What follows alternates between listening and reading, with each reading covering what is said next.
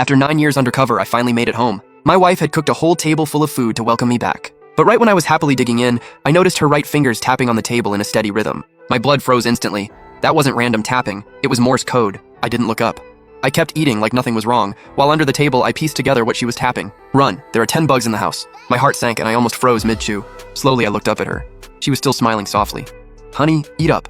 I made all your favorites today. But her eyes weren't filled with simple joy anymore. Behind those beautiful eyes was fear and desperation. She was desperately trying to tell me to leave. I forced myself to swallow the food and bury the storm rising inside me. I couldn't panic. 9 years undercover had forged my nerves into steel. The more dangerous it got, the calmer I had to be. Yeah, nothing beats home cooking. I've just been on the road too long and I'm exhausted. I'm dirty too. I'm gonna take a shower and change. A flash of urgency crossed her eyes, but she quickly covered it up. She nodded with a strained smile. Okay, go ahead. Oh, and I already heated the water for you. I stood up and walked to the bathroom.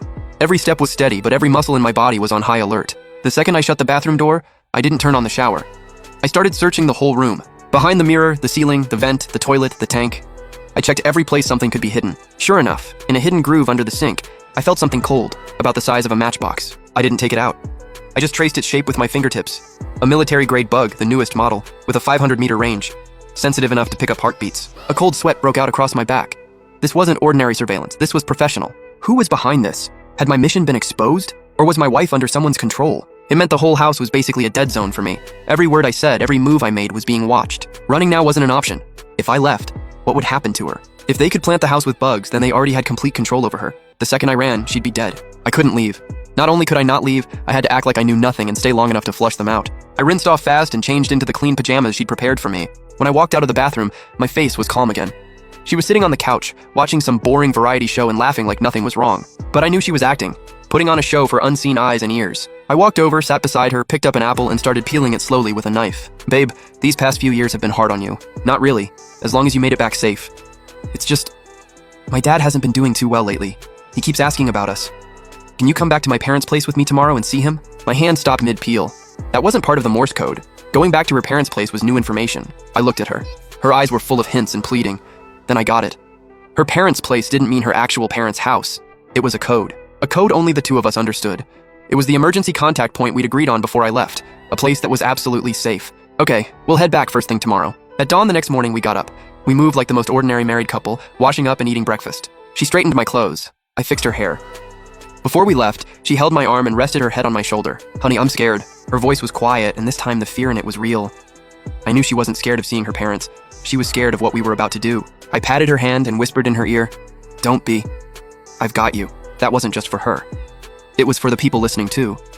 I wanted them to think I was nothing more than a husband coming home after 9 years, still crazy about his wife. We drove the old family car, a Volkswagen we'd had for nearly 10 years. Before getting in, I gave it my usual once-over. No tracker under the car, no fresh listening devices inside. Apparently, they thought the 10 bugs in the house were enough to keep me under control. The car rolled out of the neighborhood, and in the rearview mirror, I spotted a black Buick tailing us at just the right distance. So yeah, this was definitely about me. Hold on. At the next intersection, with 3 seconds left on the green, I didn't slow down. I hit the gas. We flew through just as the light turned red. The black Buick got trapped behind traffic. They lost us? Not yet. A professional tail never uses just one car. They'll cut in from another intersection soon. And sure enough, less than 5 minutes later, a silver Honda appeared behind us. My wife's face turned pale again. While I tried to calm her down, my brain was already mapping routes. I couldn't go straight to our safe point. That would be way too obvious. That would have basically told them I knew they were there. I needed to make one stop first, somewhere that could throw them off and buy us a little room. I jerked the wheel and the car swung into a side road. Where are we going?